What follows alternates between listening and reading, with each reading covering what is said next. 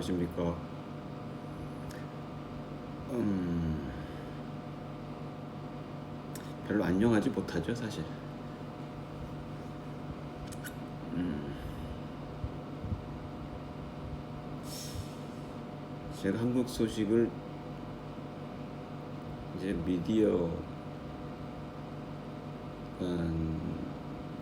지금 제가 있는 곳에서 나오는 이제 TV가 YTN이랑 KBS 월드 이 두 가지인데, 아리랑 TV가 예전에 나왔었는데 지금은 안 나오고요.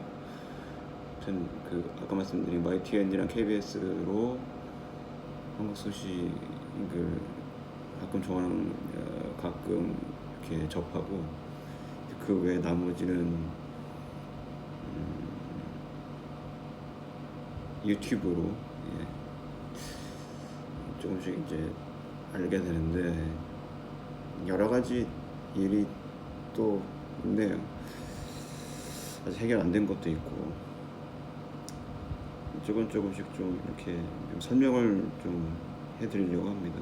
뭐다 아시는 내용일지도 모르지만 제가 다시 한번 짚고 넘어가 보는 게 어떨까 싶어서 이렇게 영상을 찍게 되었습니다. 저는 뉴스 보니까 트럼프 탄핵이 미 하원에서, 탄핵 소추안이 통과가 됐다고 이렇게 뉴스가 나왔습니다.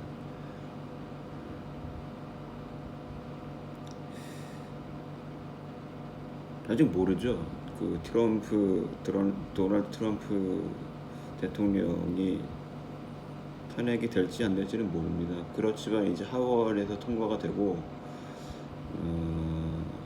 이제 상원에서 이제 가결이 되면 탄핵의 수순으로 가는 거죠. 근데 상원에는 공화당이 이렇게 꽉 잡고 있기 때문에 여러 가지 그 탄핵 소추안이 발의가 안 될 거다, 그런 시각이 강하고요. 그리고 뭐 탄핵은 안 될 거다라는 그런, 이야기가 훨씬 많습니다. 그러니까 제가 드리고 싶은 말은 뭐냐면, 이 전 세계적으로 이 민주당이라고, 이제 속칭 민주당이라고 자신들을 얘기하는 걔네들은 진짜 민주에 대해서 모르는 것 같아요.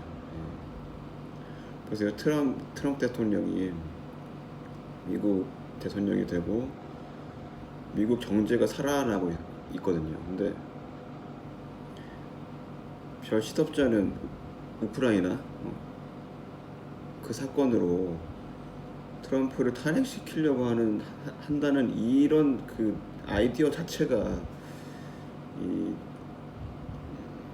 좌파들의 그 아이디어 자체가 저는 도저히 이해가 안 되고, 그 나라의 국민들이 잘 사는 거를 얘네들은 눈을 뜨고 못 보는 것 같아요. 아무래도.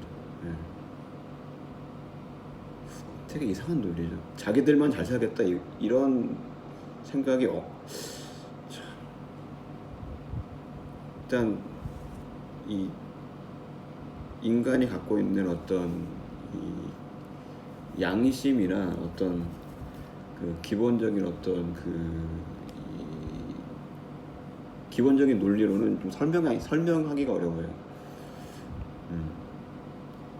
그래서 본래 그렇지 않습니까? 그러니까 대통령 중심제가 대통령 이제 삼권 분립이 돼가지고 견제하고 이렇게 정책이 올바른 방향으로 나아가게 하는 그런 이제 그런 제도인데, 과연 이런 성격의 이 극좌의 성격을 갖고 있는 이 민주당이 이 자유민주주의 이를 근간으로 하는 그 국가의 반대 세력으로 적합하냐? 저는 그게 좀 의문이스러워요. 얘네들이 필요한가? 필요한가도 저는 좀 의문스럽고. 그러니까 우리가 이제 그렇지 않습니까? 그러니까 자유 민주주의에서는 이제 자본을 중심으로 해가지고 모든 게 이렇게 움직이지 않습니까? 근데 그 안에서 이제 도덕이 필요하겠고, 그리고 또 윤리, 상도죠. 상업을 하는 그 서로 간의 어떤 그 약속 같은 거, 그런 거를 이제 그러니까 규제가 아니라 이렇게 감시하는 그런 체계가 필요한 거죠. 그냥 하게 놔두면은 그냥 뭐 한 사람의 욕심으로 뭐 이렇게 갈취하기도 하고 하니까, 그거를 잡아주는 역할을 미국으로 따지면 하원이 해야 되고, 그리고 한국으로 따지면은 지금으로 따지면, 지금 문재인 정권에서 따지면은 이제 여튼 야당이 해야 되는 거죠. 근데 우리 전 정부 보니까는 박근혜 대통령 때도 이런 게 전혀 안 됐잖아요. 그러니까 이 집권 지도층을 이렇게 바른 길로 인도하는 그런 야당이 돼야 되는데, 미국이나 한국이나 똑같은 것 같아요. 희한하게 어떻게 자기 실리만을 목소리를 높여서 그렇게 국민이 뽑아준 의원들인데도 불구하고 그거를 완전히 그거에 반대가 되는 행동을 해버리니까, 저는 그게 도대체 이해가 안 돼요. 여러분들은 어떠세요?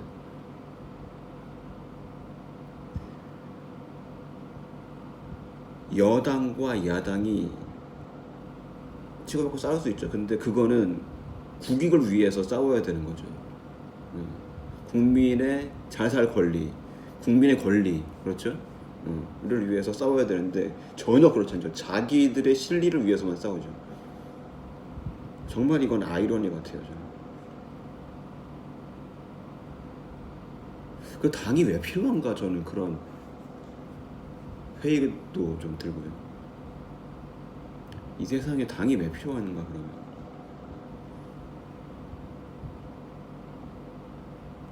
Is it a necessary party in this world?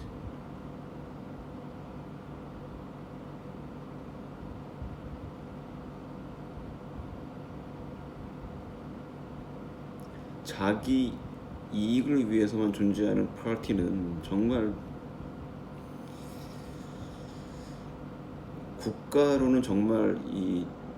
국가로서는 이런 정당들이 없어져야 할, 제거돼야 할 대상입니다. 진짜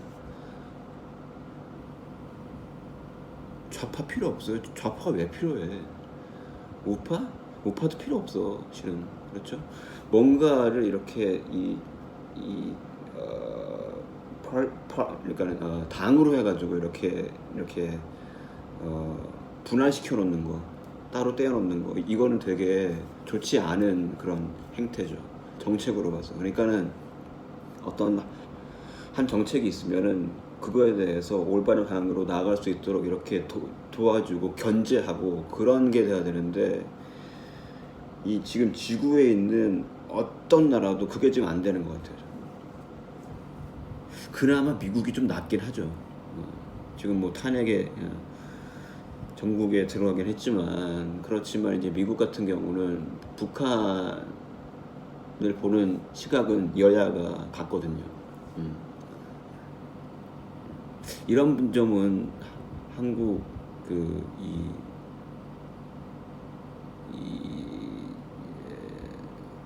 정책 그 이반자들은 좀 본받아야 돼.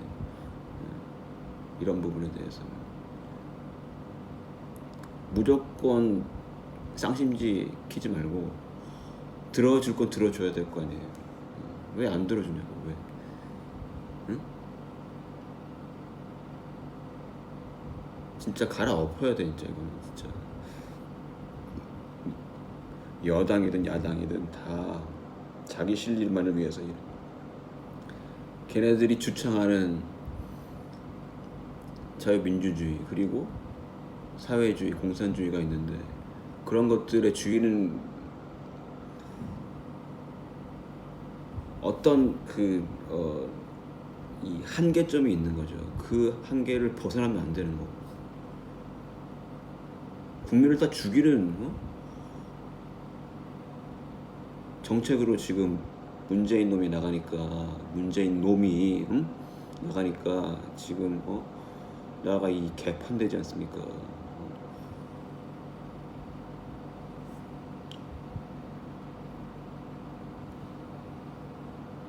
답답하네요. 그런 부분에 대해서는 정말 답답하고요. 자, 여튼 트럼프 대통령 탄핵은 하원을 통과했다라는 뉴스가 있었고요. 그리고 또 이 참 얘네 둘이는 왜 만나? 문재인이랑 시진핑은 왜 만나? 23일 날 둘이 만난답니다. 왜? 북핵을 논의한답니다. 둘이서. 얘네 둘이서 북핵 논의할 이 꼴이나 돼요. 진짜. 북핵 논의는 한국의 대통령이 어딜 가야 되나? 미국에 가야죠. 미국에 가서 트럼프 대통령이랑 마주 앉아가지고 전략을 짜야죠. 어떻게 할 건지 얘네들을 북한을 어떻게 해야 자유 대한민국의 품으로 이렇게 안기게 할 수 있냐. 그런 발전적인 대화를 해야지. 얘네 지금 중국이랑 만나서 뭐 할 거야 지금? 중국 뭐 하는지 몰라? 중국이 북한한테 돈 대주고 있잖아요. 미국이 그렇게 얘기해도 말 안 듣고 말이지. 시진핑 이 개새끼는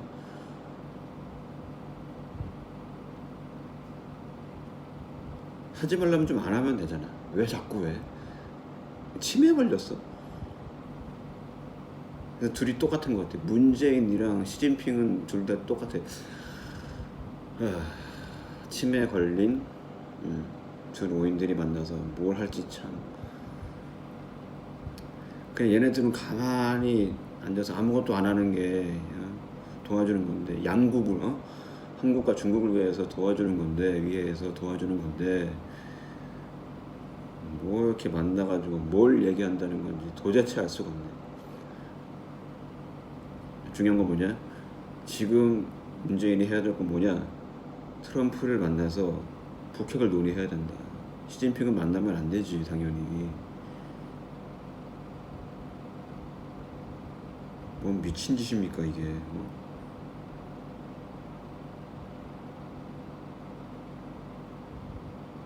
전에도 제가 말씀드렸지만 중국의 인권 탄압 정말 장난 아니거든요. 구글에서 중국 인권 탄압만 쳐도 그냥 쏟아져요, 기사들이. 신장 위구르, 홍콩,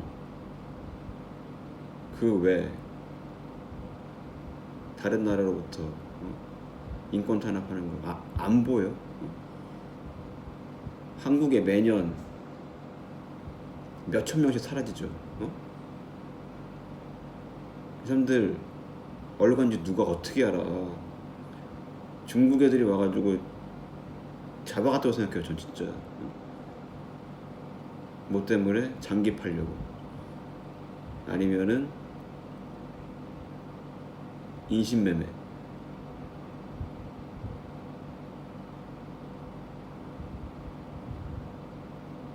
중국 사람들이 돈이 많다고 이렇게 물고 빨 게 아니에요. 지금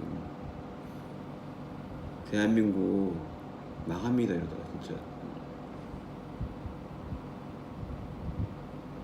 망하는 수순이 있죠. 지금 중국 이민자들, 그리고 중국 난민들도 있죠. 그리고 유학생들, 이 사람들 한국에 100만 명 이상이 있대요 지금. 이 사람들한테 뭔가 권리를 딱 지금 문재인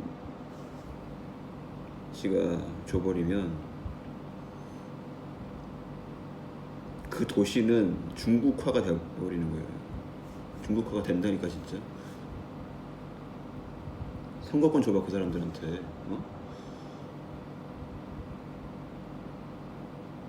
어제 뉴스였나요? 뭐지? 주민등록, 대한민국 주민등록증의 그 뒷자리 번호, 그게 이제 지역 번호인데 그거를 없애고 임의의 자리를 부여한다는 이런 뉴스를 봤어요 제가. 이건 의미가 없어요. 임의 자리를 왜 줘? 의미가 있는 번호가 있어야지. 응? 주민등록증에 의미 없는 번호를 왜 주냐고요. 이게 다 한국에 있는 중국 사람들을 위해서 신분 세탁하려는 거 아니야. 국적 세탁. 그래서 얘네들한테 뭐 주냐? 선거권 줘서 그 지역을 중국하겠다는 거 아니야 지금. 응? 이게 안 보여요 지금. 안 보여?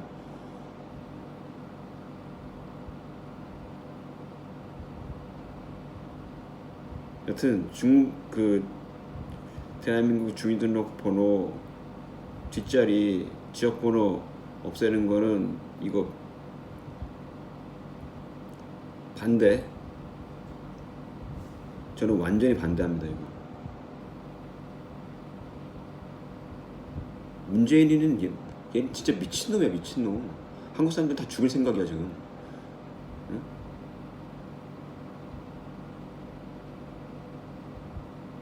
보세요. 중국으로 남모르게 없어지는 사람들 거의 대부분이 여성들이에요.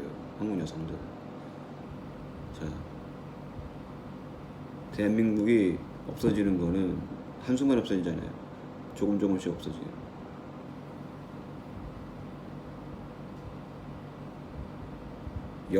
한국 여성이 없어지면 어떻게 됩니까? 아이를 못 낳죠. 한국 아이가 없는 거야. 그러면 한국 없어져요.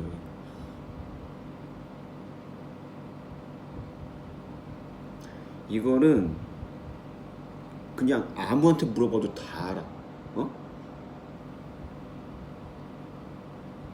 여성을 귀하게 생각해야 돼요. 근데 참 할 말이 너무 많아서 지금 이 대한민국 여성분들도 좀 정신을 좀 차리시고 이 극우 좌파들한테 이렇게 코 깨가지고 페미지 그만하시고 대한민국 없어지는 게 그렇게 좋으면은 하시는 걸 안 말리 얘기하는데 페미짓을. 응? 저는 그렇지 않다고 믿습니다. 대한민국 없어지면 어떻게 돼요? 응? 중국의 속복 아니면 일본에 먹히겠죠.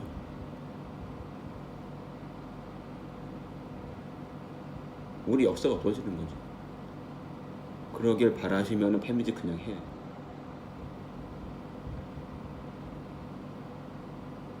너무 답답해.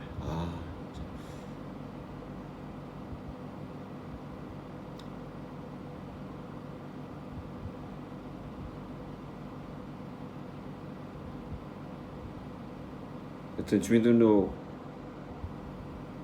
지금 뒷자리 번호 바꾸는 거 이제 반대 서명 같은 거 이거 해야 될 것 같고요. 이걸 어떻게 스탑 시켜야 될지 제가 잘 모르겠습니다 지금. 고견이 있으신 분들은 행동을 좀 부탁드립니다. 제가 한국에서 너무 멀리 있어가지고 어떻게 해야 될지 저는 이제 일단 이것에 대한 문제점을 제시를 했고요. 저는 이건 절대로 안 됩니다. 이거는 우리 국민을 위해서 하는 게 아니에요. 이거는 지역 감정 때문에 나오는 게 절대로 아니에요. 이거는 소수의 보세요. KBS나 MBC, YTN 같은 이 좌파 빠는 이 공중파들은 소수의 의견을 다수의 의견이라고 포장해요. 얘네들은. 그래서 걔네들은 이 뉴스라고 얘기하는 게 뉴스가 아니야. 이게. 국민의 알 권리를 침해해. 얘네들은 잘못된 정보를 주는 거예요. 그러니까 정보를 줄 때 그것에 관련된 거를 최대한 모아서 이렇게 어나운스 해야 되는데 그렇게 어나운스를 안 해요. 얘네들은 선별적으로 한단 말이야. 그러면 그게 뭐냐? 거짓말이 돼버리는 거야. 뉴스가 거짓말이 돼버린다니까요. 그래서 우리 깨어있는 대한민국 시민 여러분들께서는 좀 이 발품을 팔아야 돼. 발품을 팔아서 어떤 사안이 있으면 그것에 대해서 여러 시각으로 봐야 돼요. 그래서 TV만 보면 안 되고 인터넷이나 유튜브나 이렇게 보고 어떤 내용들이 다른 내용들이 있나 체크해 봐야 된다니까. 가만히 있으면 안 돼요.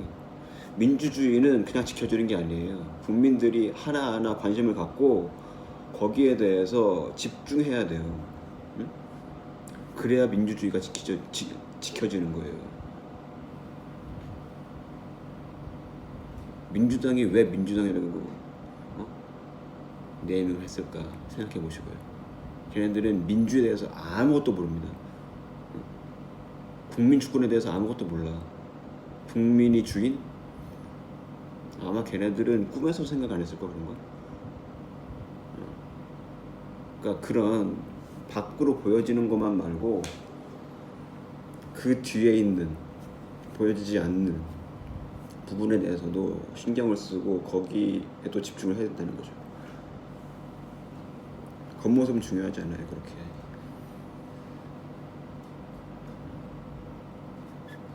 자, 그리고 또 이런 뉴스가 있었죠. 한국 미군 주둔 비용에 대해서 한국 정부가 또 어떻게 이제 거부했답니다. 6조.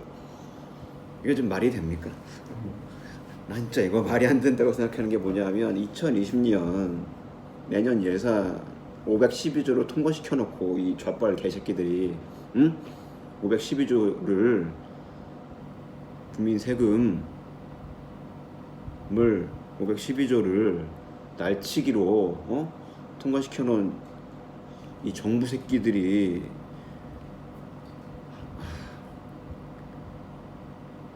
국가 안보를 위한 미군 주둔 비용 6조를 못 줘?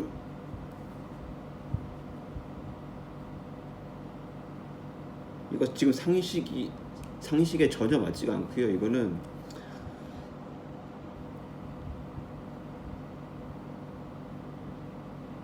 여러분들은 어떻게 생각하십니까? 이게 지금 할 말이 없어요. 지금 할 말이 너무 말이 안 되니까 할 말이 없어. 당연히 줘야 되는 거죠. 이거는 그게 아니고 저번에 김전민 박사님께서 말씀하셨지만 6조 그냥 꺼질 거 줘버리고 아니 6조가 아니라 딜을 하는 거죠. 딜을 10조를 주고 그러니까 미군 주둔 비용으로 우리가 한국 정부가 너희들한테 미국에게 10조를 주겠다. 10조를 주면 우리나라의 사드를 지금의 3배, 4배로 이렇게 설치하겠다. 그러면은 좋아한다는 거죠. 동맹이 미국의 동맹국가가 그렇게 막 미국의 이익을 위해서 돈을 쓰고 그렇게 한다는데 누가 말려? 더 잘해주겠지. 대한민국에 대해서. 국제 관계에 대해서 지금 그 문재인 정부는 전혀 모른다는 거죠. 그러니까 어떻게 딜을 해야 되는지 전혀 모르겠다는 거예요. 모른다는 거예요. 6조를 왜 못 주냐고. 왜? 응? 512조. 진짜 이거는 어떻게 될지 참 문제가 아주 심각한데 이걸 어떻게 해결해야 될지 모르겠어요. 진짜. 그래서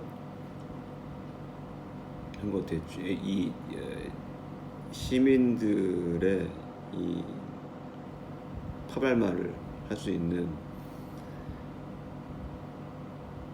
당 그리고 의원이 정말 필요한데 지금 한국당도 그렇고 우리 공화당도 그렇고 잘 모르겠어요. 얘네들은 지금 어떤 방향으로 지금 나가고 있는 건지. 근데 중요한 건 뭐냐면 이 친구들도 자기 실리를 위해서 움직인다는 거예요. 예전에 여시제 나왔었죠. 여시제에 등록되어 있는 의원들 중에 한국당 의원들도 있어요. 여시제가 뭔지 아시죠? 중국 1대1로를 위한 모임 뭐 이런 거죠.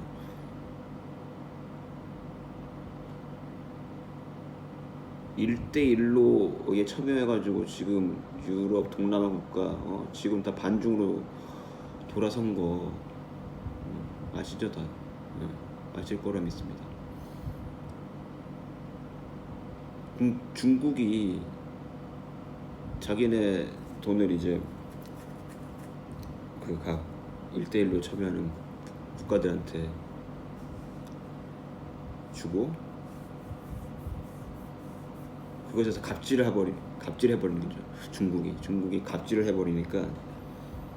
그리고 그 1대1로에 참여한 나라의 경제를 완전히 개박살 내버리니까 반중으로 지금 거의 다 돌아섰죠.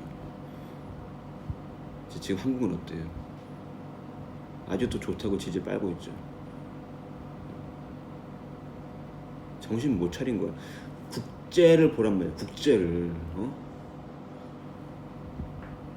이렇게 머리가 안 돌아가. 이렇게 정말 전능아들 진짜.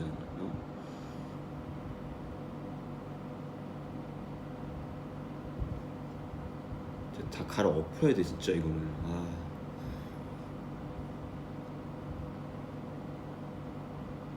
자, 그리고 이런 뉴스도 있었어요. 탈북 주민 2명 기억하시죠? 탈북 주민 2명을 우리 대한민국 정부가 강제 북송을 시켰죠. 왜냐? 16명을 살해했다는 정황이 아니고 그 사람들의 말이 그랬다. 그래서 강제 북송을 시켰죠. 두 눈 가리고 팔 묶고. 자, 근데 최근 북한 소식통에 의하면 탈북 브로커였다고 합니다. 이 탈북 주민 2명이 탈북 브로커. 그래서 내용은 뭐냐면 김치핵항, 북한의 김치핵항에 정박해 있던 배로 북한 주민 16명을 탈북시키려고 이제 시도하던 중에 그게 이제 보위부에 적발이 돼가지고 간신히 이 2명, 이 탈북 브로커들만 간신히 빠져나와가지고 탈북 시도를 한 거죠. 근데 우리 이 좌파 종북 친중 문재인 정부가 얘네들을 16명을 이 탈북한 북한 주민 2명을 16명을 살해한 살인자로 몰아가지고 북한으로 다시 북송해버린 반인권적 조치를 취했죠. 얘네들이.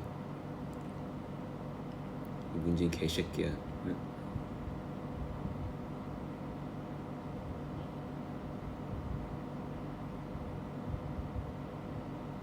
네가 사랑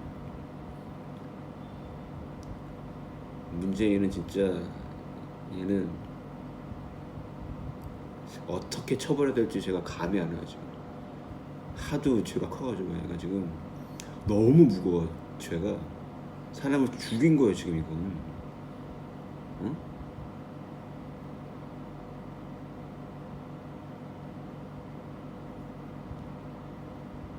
거짓말로 덮어 씌워가지고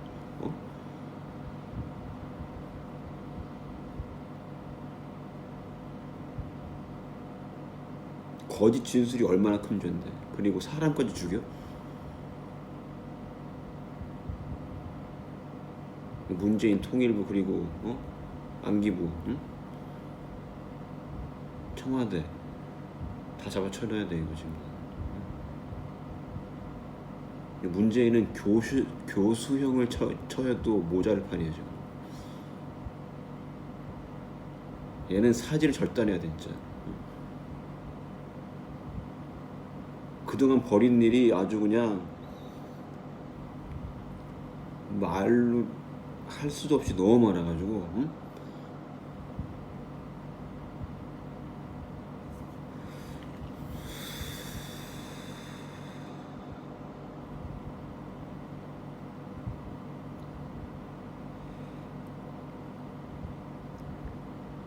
근데 제가 되게 답답한 게 뭐냐 하면 또 제가 이제 지금 제가 있는 나라에는 이제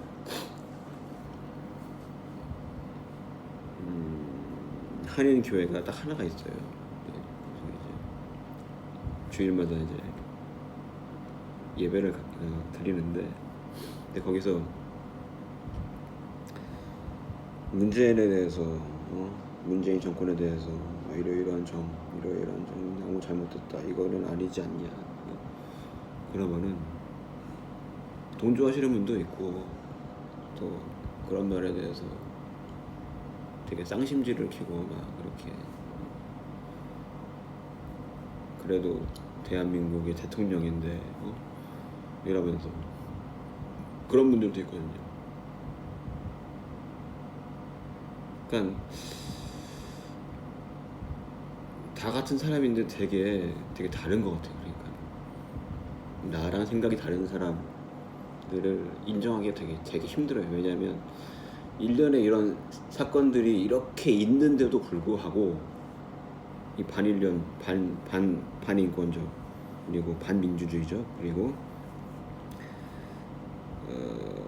대한민국을 중국에 속국화하는 그런 정책들, 그리고 종북 좌파의 그런 행동들, 문재인 정부의 그런 거가 지금까지 엄청나게 쌓여 있는데도 불구하고 그거를 인정하지 않는 건지, 인정하면서도 모른 척 하는 건지, 대한민국이 망해 봐야 이 사람들이 정신을 차릴 건지 너무 무서워 진짜. 대한민국의 미래가 굉장히 어두워요. 굉장히 마치 엄청나게 긴 터널을 기체가 지금 들어가기 시작한 것 같아요. 언제 나올지 몰라.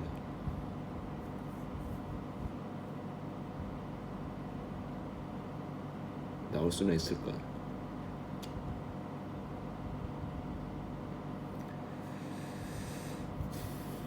맞습니다.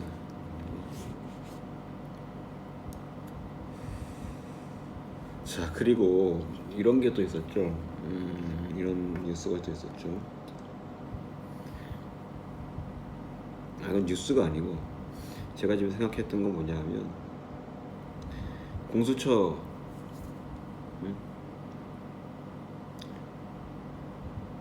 고위공직자 수사처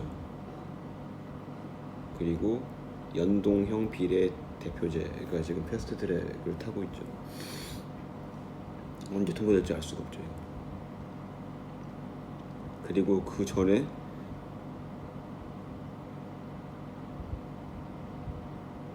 엄청난 이슈였던 조국 사모펀드. 자, 특히 조국 사모펀드 같은 경우는 지금 이 말이 없어졌죠. 말이 뉴스에도 잘 안 나오는 것 같아요, 그죠?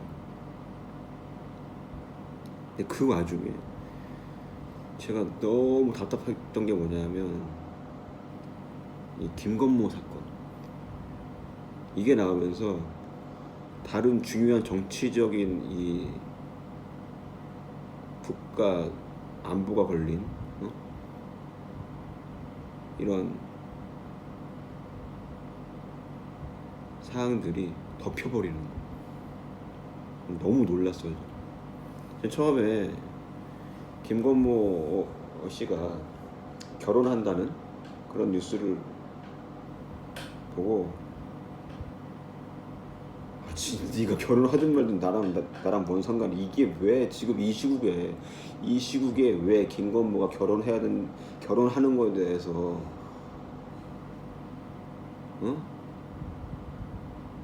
각종 메인 뉴스에서 퍼뜨리고 그게 저는 이해가 안 됐거든요. 그래서 지금 시국에 김건모 성폭행 사건 나온 거 보고 얘네들이 지금 조국 사모펀드랑 공수처 연동형 비례대표제를 덮으려고 하는구나 이걸로. 전 그렇게 보거든요 지금 이걸.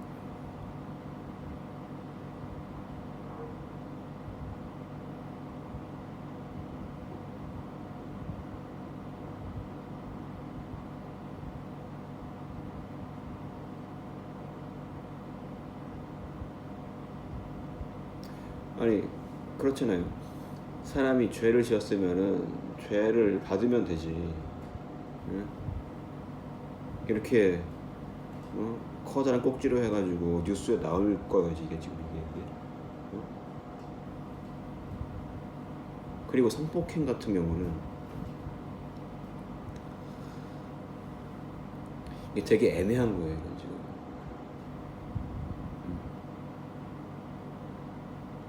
정말 강제로 했는지 어떻게 알아 이거를.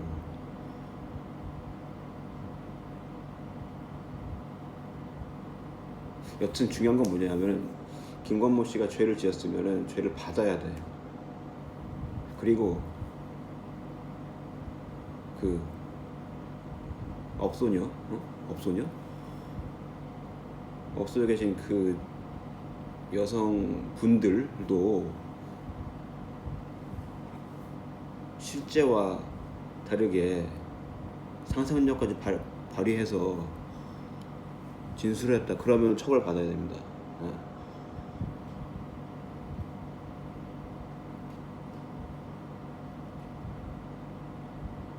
우리는 알 수가 없어요 이거에 대해서. 둘이서 일어났던 상황이기 때문에 우리가 알 수가 없단 말이죠. 그리고 당시에 김건모 씨한테 이렇게 당했다는 그 여성이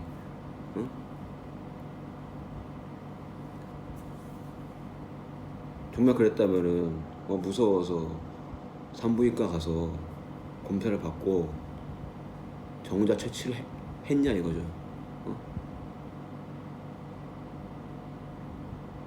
정자 채취를 해서 그게 김건모 씨의 것이면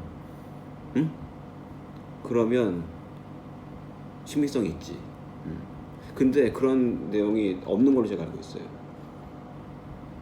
이제 와가지고 그리고 4년 전 일, 2년 전인가요? 여튼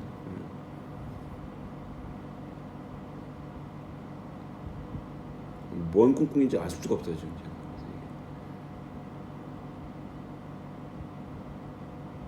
그렇잖아요.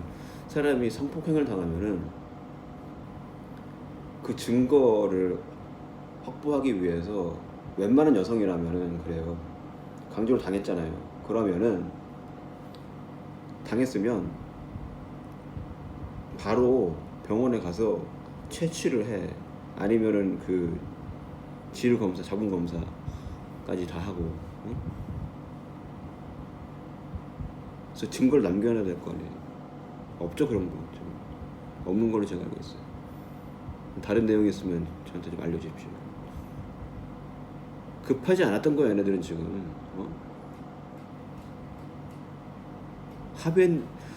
합의하고 성관계했는지 우리가 어떻게 알 거야? 우리가 어떻게 알아? 몰라요 우리는.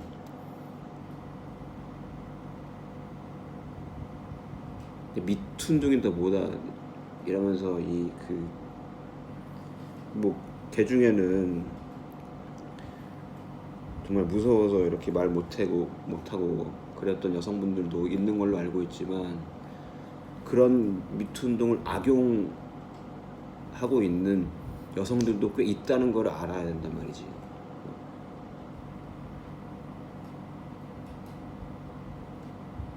준엄한 어떤 법의 그 심판이라는 그런 이 법원의 어떤 기치가 서야 되는데 그런 게 전혀 없어 지금 한국에는. 응? 법칙이 없다 지금. 법칙이 그냥 한 사람 말 듣고 그냥 그런 거 없다. 너 성폭행, 뭐예요 그게?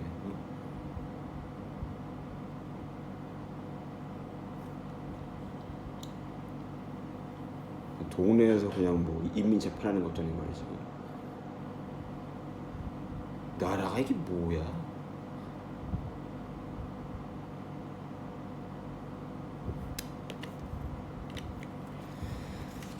여튼 이런 생각들이 제가 좀 있습니다. 자, 그리고 여러분들이 아셔야 될 게 뭐냐면 이 공산주의와 사회주의에 대해서 좀 헷갈려 하시는 분들이 있는데, 이거에 대해서 사실은 공산주의나 사회주의나 같죠. 사회주의를 기반으로 해서 공산주의가 꽃피운다 이런 말이 많이 있듯이 구분하면 더 헷갈리니까 그냥 같이 보시는 게 낫죠. 제가 이제 어제 어떤 내용을 이제 이 공산주의와 사회주의에 대한 어떤 내용을 들으면서 제가 이 부분에 대해서 좀 전해드려야 되겠다 해가지고 좀 몇 줄 적어봤는데 한번 들어봐 주시기 바랍니다. 자, 공산주의와 사회주의를 표방하는 주체적으로 하는 그런 나라들은 대부분 가난해지는 경향이 있다. 여러분도 아시듯이 쿠바 같은 경우는 되게 잘 살던 나라였다고 해요. 근데 체 게바라, 그러니까 여러분들이 잘 아시는 체 게바라가 사회주의 혁명을 쿠바에서 일으킨 후에 가난해지게 됐죠. 그리고 가깝게, 그렇죠, 대한민국과 북한을 보더라도 이 분단 초기에는 1950년, 60년, 50년 그때는 북한이 대한민국보다 잘 살았죠. 그래서 이 제일 교포들 일부도 당시 당신들 대한민국으로 갈 거냐 아니면 북한으로 갈 거냐, 그때 북한으로 간 사람이 굉장히 많다고 하더라고요. 잘 살았으니까 북한이. 근데 지금 어떻습니까?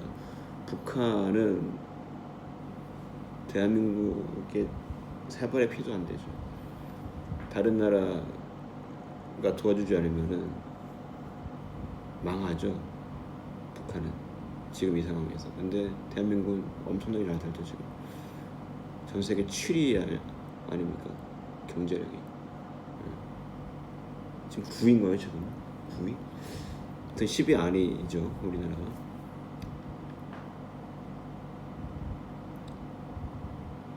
자, 그런 거죠.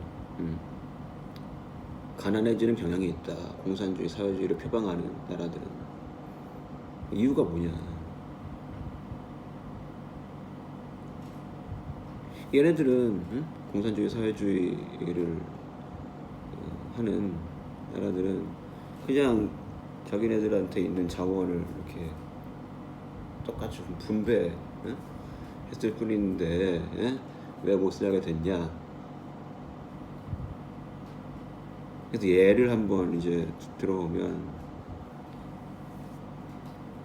한 나라가 있는데 한 나라가 있어요. 이렇게 가상의 나라가 있다. 그러면 거기에 인구가 100명이다. 그리고 거기에는 그 인구 그 사람들이 그 나라의 인구의 사람들이 가질 수 있는 빵 150개가 있다. 그렇다면 그렇죠. 상식적인 면에서 인구당 한 개의 빵을 매우 균등하게 분배 후에 남은 50개를 다시 재분배 반을 잘라서 그죠? 재분배를 하면 문제가 없지 않냐. 이렇게 이제 생각할 수 있는데 상식적으로. 근데 이런 생각이 틀렸다는 걸 제가 설명을 좀 해드릴게요. 자, 이 나라에는 사실 빵을 한 사람이 그 빵을 한 개를 먹는 게 아니고 5개를 먹는 사람이 있고, 그리고 빵을 한 개도 못 먹는 사람이 있다 이런 거죠. 이미 여기서부터 불평등이 시작되죠.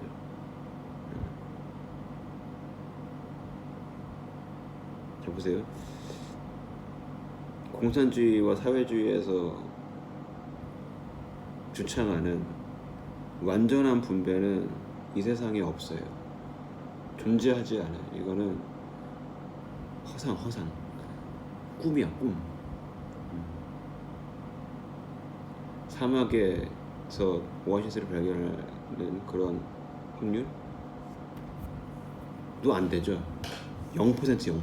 없어요.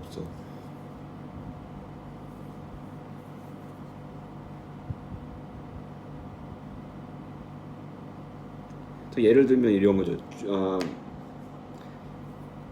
아까 제가 말씀드린 그 나라에 살고 있는 사람이 주근 플러스 야근 그리고 토탈 해가지고 이렇게 한 주에 100시간을 근무를 해서 이 사람이 빵 10개를 생산하는데, 그러면 이 사람은 어떻게 됩니까? 빵 10개를 생산하니까 이 사람은 빵을 많이 먹을 수 있겠죠. 그런데 나는 일하기 싫고 그냥 놀고 싶고 그러면서 빵을 하나도 안 만드는 그런 사람은 어떻게 됩니까? 그 사람은 빵을 못 먹게 되겠죠. 빵을 안 만들었으니까. 그리고 여기에는 또 이런 게 있죠. 노약자나 어린이 그리고 장애인 같이 노동 능력이 없는 사람들도 빵을 못 만드니까 빵을 못 먹을 수 있죠. 이 사람들도. 당연한 이치죠. 빵을 못 만들면은 이 사람은 빵을 못 먹습니다. 이런 내용을 좀 아시고. 자, 그러면 이런 일이 발생하죠. 자, 주근 플러스 야근해서 토탈 100시간을 근무해서 빵을 많이 생산한 사람한테서 그 생산된 빵의 일부를 국가 또는 정부에서 빼앗아 가지고 이 빵을 못 먹는 사람들, 아까 제가 말씀드린 노약자, 어린이, 장애인, 그리고 일하기 싫다고 놀면서 빵 생산하지 않는 사람들한테 나눠주겠죠. 자, 처음 거는 그러니까 노약자란 어린이, 장애인 같은 경우는 우리가 좀 이해가 되겠지만, 놀고 먹는, 그리고 생산을 하지 않는 이런 태만한 인간들한테도 이 자기가 열심히 일해서 만든 빵을 빼앗기고 그거를 그 사람들한테 나눠주는 그런 분배가 발생한다는 겁니다. 공산주의 사회주의에서. 근데 중요한 건 뭐냐면은 완전한 완전한 분배는 애시당초에 불가능하기 때문에 이 이 생산된 빵, 사람이 만든 10개의 빵을 이 분배하는 거에 대해서 어느 정도의 선을 지켜야 된다는 거죠. 그 분배를 정지해야 된다는 거죠. 분배를 계속하면 어떻게 됩니까? 없어지겠죠. 먹을 게 없어지는 거예요. 그래서 제가 아까 말씀드린 그 약자, 노약자라든지 어린이, 그리고 장애인 같은 경우 이 사람들에 대한 배려는 어느 정도 필요하겠지만, 아무리 분배를 열심히 잘해도 약자, 사회적 약자가 기득권을 역전하거나 약자와 기득권이 같아지는 그런 일은 애초에 일어날 수 없는 거죠.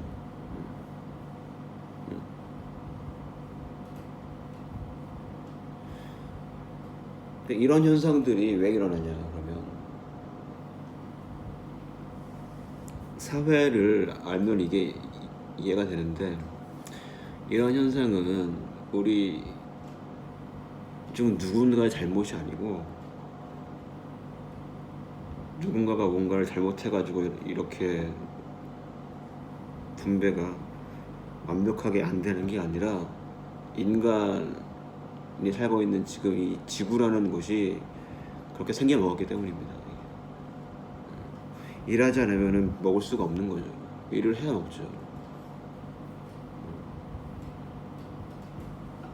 그리고 어느 정도의 약자에 대한 배려는 있어야 되면 지켜져야 할 선은 있어야 된다.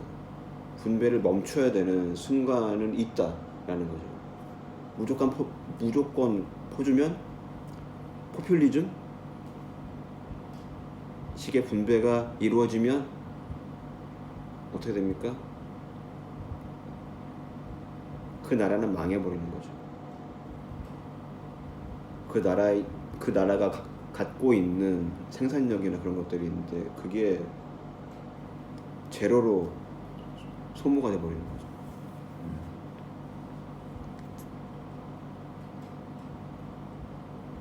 그래서 인간 세상에서 이렇게 불가능한 것들을 실행하려고 하니까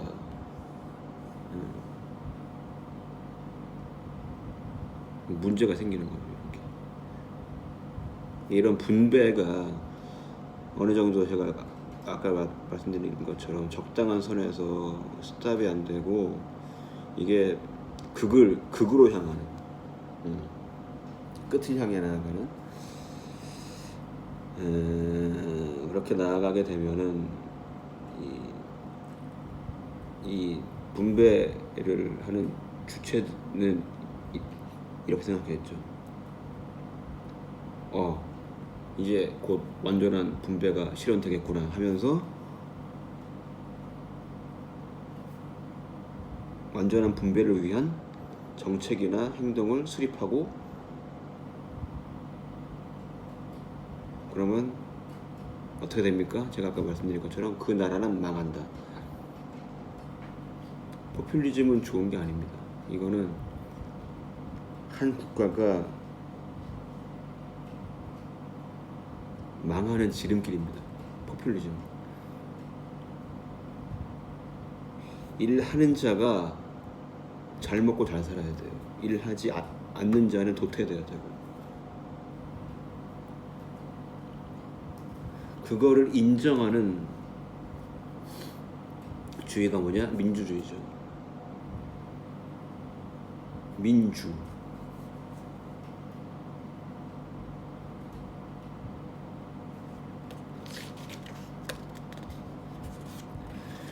자, 이런 게 또 있죠. 그래서 아까 제가 말씀드린 빵 10개를 생산하는 사람에게서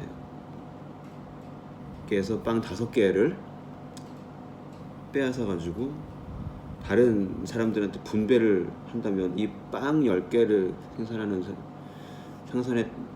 생산하는 사람은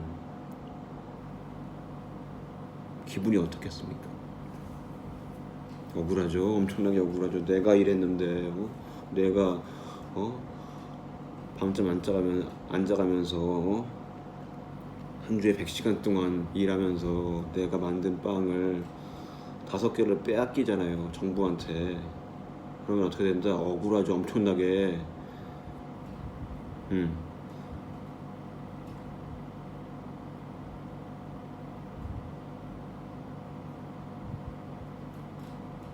그래서 이런 것들, 이런 그 정부가 하는 나한테 하는 짓들이 불공정하게 다른 사람들한테 분배된다라고 느끼게 되는 거죠.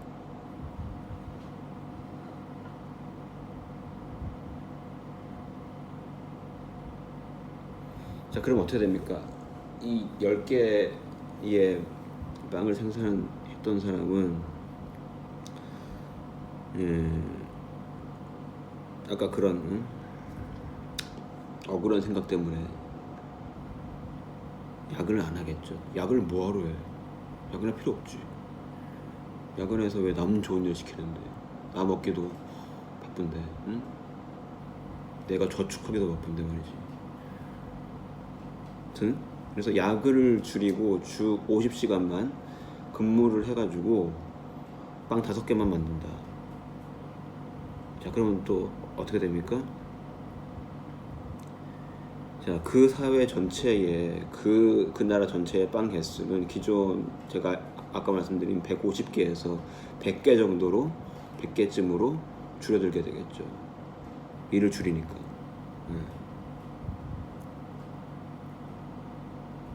그럼 또 어떻게 됩니까?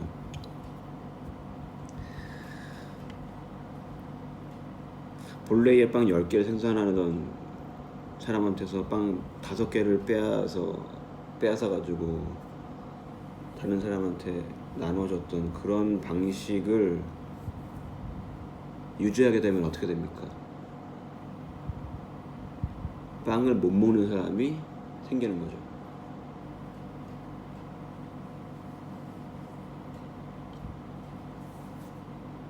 자, 그러면 이제 어떻게 되냐? 이 빵 5개를 생산하는 사람한테서 빵 2개를 빼앗아 가지고 분배하는 그런 정책이 생기겠죠. 그러면 이 빵 5개 생산하던 사람은 또 이러겠죠. 5개 만들면 뭐해? 뺏길 때. 그래서 어떻게 됩니까? 자기한테 이득이 안 되니까 이 일하는 시간을 또 줄이겠죠. 그래서 주 30시간만 근무를 해서 빵 3개만 생산하게 됩니다. 갈수록 줄어들죠. 지금 분배 때문에, 불공정한 분배 때문에 생산자가 생산을 줄이는 거예요. 일하는 시간을 줄이고.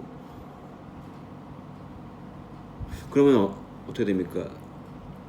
100개, 원래 그 나라에 있던 전체 빵 개수 150개에서 100개로 낮춰졌고, 지금 또 이제 일을 또 줄이니까 어떻게 됩니까? 80개로 이제 줄어들게 되는 거예요. 그러면 어떻게 됩니까? 그 나라에, 가상의 그 나라에 인구가 100명인데 전체 나오는 빵의 개수는 80개예요. 그러면 어떻게 됩니까? 정부가 어떤 수를 써도 결국에는 빵을 못 먹는 사람이 발생한다는 거예요. 결론은 뭐냐면은 재화를 어떻게 나눠주고 수당을 어떻게 주고 이 분배라는 걸 어떻게 하는 것과는 상관없이 인구가 100명인데 전체 빵이 80개 뿐이라면 빵 한 개를 못 먹는 사람이 무조건 발생한다는 거죠. 불합리가 생기는 거죠. 그 전에도 이미 있었지만 이렇게 분배를 해도 안 된다는 거죠. 상식적으로. 그럼 어떻게 되냐? 그 나라는 다 같이 못 사는 길로 들어서는 거죠. 못 사는 나라가 돼버리는 거죠. 그래서 못 살게 되면은 점점 가다가 분배를 하다가 결국은 망하겠죠. 나라 망하는 거 한순간. 소련 무너지는 거 못 보셨습니까? 자고 일어났더니 소련 붕괴됐다. 이렇게. 서적 돈독도 마찬가지잖아요.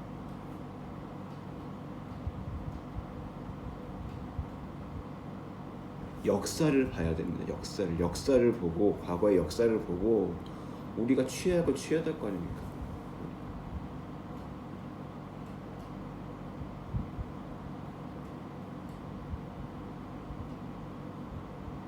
포퓰리즘은 좋은 게 아닙니다.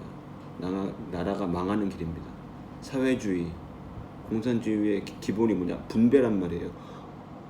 완전히 공평한 분배. 그게 가능하다고 생각하는 분들은 좀 깨어나시기 바랍니다. 그런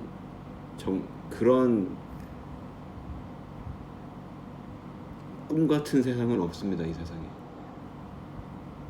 결국 열심히 일한 사람이 피해를 보게 돼 있어요. 이거.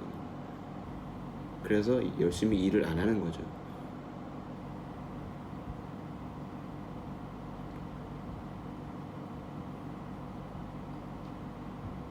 그래서 이런 거죠. 완전한 분배는, 공산주의 사회주의가 주창하는 완벽한 분배는 상상 속에서나 가능한 거고, 이 분배를 향해 극으로 달려갈수록 그 사회의 생산성이 급격히 떨어져가지고 결국은 모두가 망하는 길로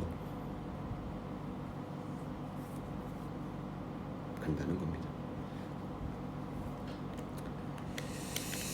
하여튼 이런 내용들을 한번 여러분과 한번 나눠보고 싶었어요. 이거는 지금 제가 봤던 유튜브 채널 중에 기억이 잘 안 나는데, 아무튼 어떤 분이 설명을 해주셔가지고 제가 좀 적어봤습니다. 많은 분들이 좀 아셔야 될 것 같아요. 이게 되게 기본적인 거잖아요. 그러니까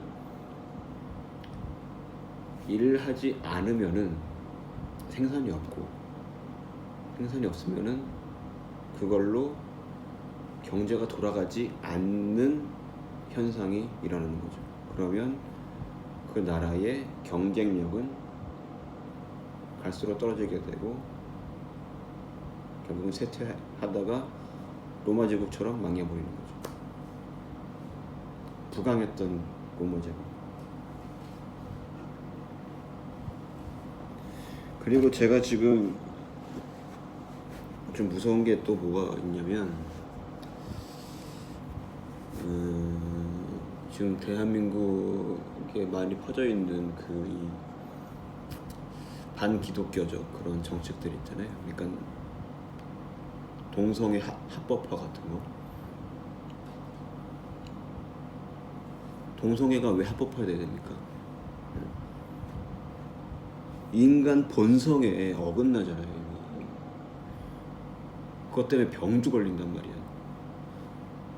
뭐 정상적인 성관계를 해도 걸리긴 하지만, 응? 동성애를 하면은 그거에 몇십 배가 더 크단 말이죠. 그걸 몰라서 지금 하는 얘기는 거지.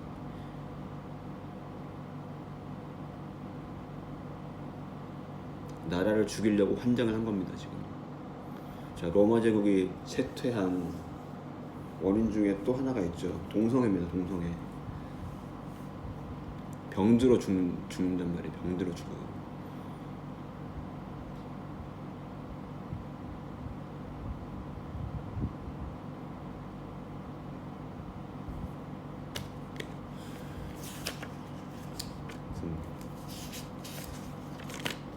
이게 아무리 얘기를 해도 못 알아들을 분들은 못 알아듣겠지만 어쩔 수 없습니다. 이게 지금 그래도 이제 사안들이 있으니까 이 사안들에 대해서 제가 좀 설명을 좀 드리고, 그리고 가장 기본적인 이 한 나라가 운영되는 어떤 방식, 민주주의, 자본주의에 기초로 하는 자유민주주의에 기초를 두는 자본주의, 이게 어떻게 다른가, 공산주의와 사회주의와. 그래서 대한민국이 지금 할 거는 뭐냐, 문재인을 탄핵시켜야 되고 일단, 예. 그리고 중국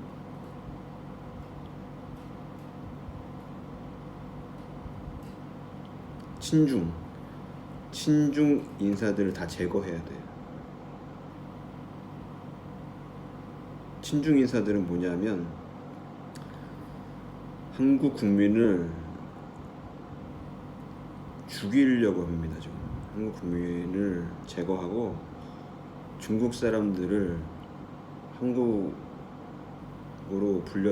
불러들여서 그 사람들을 한국인으로 만들어가지고 정권을 계속 유지하려고 하는 거예요.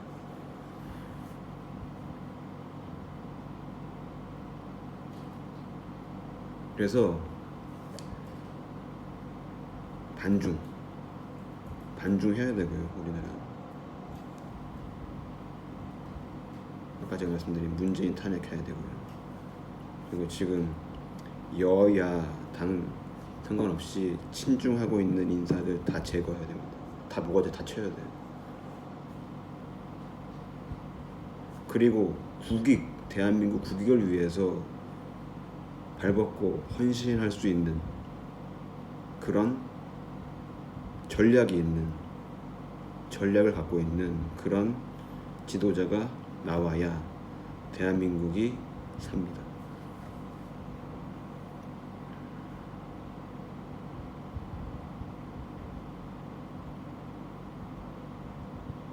우리는 복 받았었어요. 이승만 대통령, 그리고 이어서 박정희 대통령, 그리고 전두환 대통령, 그리고 탄핵당하신 박근혜 대통령까지 우리는 폭발적 민족이었습니다. 지금 문재인 대통령까지도 하는 이 미친 인간이 들어서지 않았다면은 대한민국 시민들이 그냥 계속 민주주의, 자유민주주의, 그리고 우리나라가 잘 살게 될 수 있었던 이유에 대해서 아무 생각 없이 그냥 살고 있었을지도 모릅니다. 그렇지만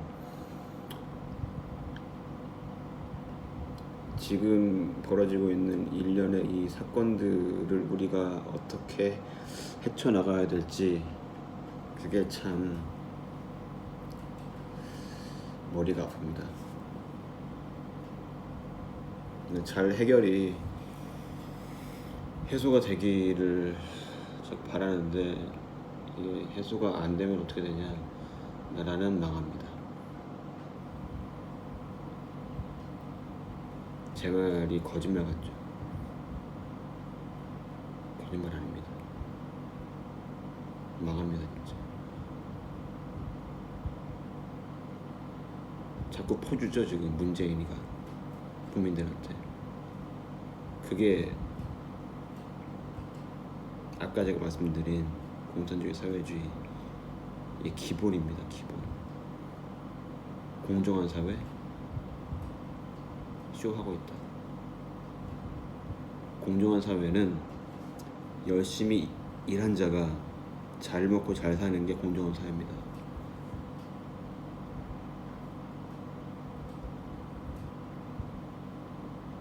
그래서 기업이 잘 되는 나라가 제대로 된 나라예요. 기업이 잘 되는 나라가. 지금 미국이 그렇죠. 트럼프 대통령이 취임해가지고 해외에 나가 있던 미국 기업들을 다 지금 미국으로 불러들이고 있잖아요. 그러면 어떻게 됩니까? 미국 시민들이 일자리가 생겨나는 거잖아요. 그러면 미국 시민들이 잘 먹고 잘 살게 되는 거죠. 일자리가 있으면 그렇게 되는 거잖아요. 근데 지금 문재인 정부는 그거에 완전히 반대되는 짓을 하고 있잖아요. 지금. 대기업에 세금 엄청나게 때려버리고, 대한민국에서 사업하고 있는 중소사업자들도 다 지금 망해가고 있고, 사업하지 말라는 거예요 지금. 그래서 분배가 그렇게 열심히 일하는 사람들을 옥죄한단 말이죠. 다 죽인다는 거예요.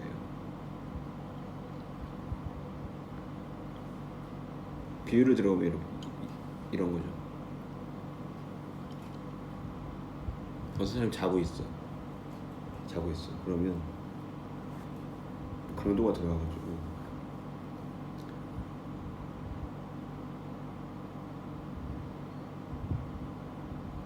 이 사람을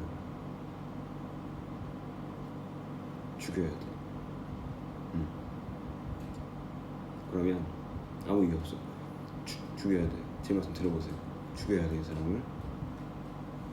그래서 이 사람의 목을 눌러요. 양손으로. 그러면 어떻게 됩니까?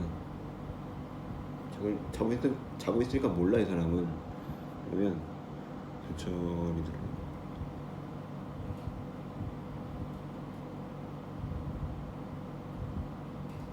어떤 상태에서 자고 있는 사람 목을 누름과 동시에 이불이나 베개로 여기를 가리는 거죠. 그러면서 누르는 거예요. 그러면 이 사람은 질식해서 죽습니다. 이렇게 천천히 죽어가는 거예요. 천천히. 이걸 깨달아야 돼, 이런 거를. 응? 반중해야 됩니다. 반중해야 되고 우리가 친미를 해야 되지만 친미를 하는 데 있어서 우리가 딜을 해야 된다는 게 그냥 미국이 너무 좋다 하면서 찬양하면 안 된다는 거예요. 국가 대 국가로서 실리를 챙겨야 된다는 거.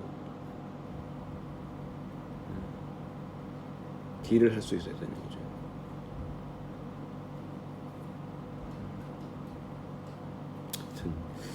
그렇습니다. 지금 드려야 될 말씀은 다 드린 것 같고요. 우리 대한민국이